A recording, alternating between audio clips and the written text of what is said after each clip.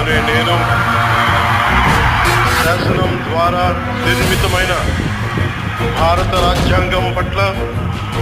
నిజమైన విశ్వాసం, విధేయత చూపుతానని, భారతదేశ సార్వభౌమాధికారాన్ని, సమగ్రతని కాపాడుతానని ఆంధ్రప్రదేశ్ రాష్ట్ర మంత్రిగా నా కర్తవ్యాలను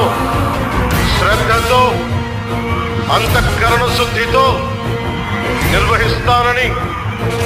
భయం గాని, పక్షపాతం గాని, రాగద్వేషాలు గాని లేకుండా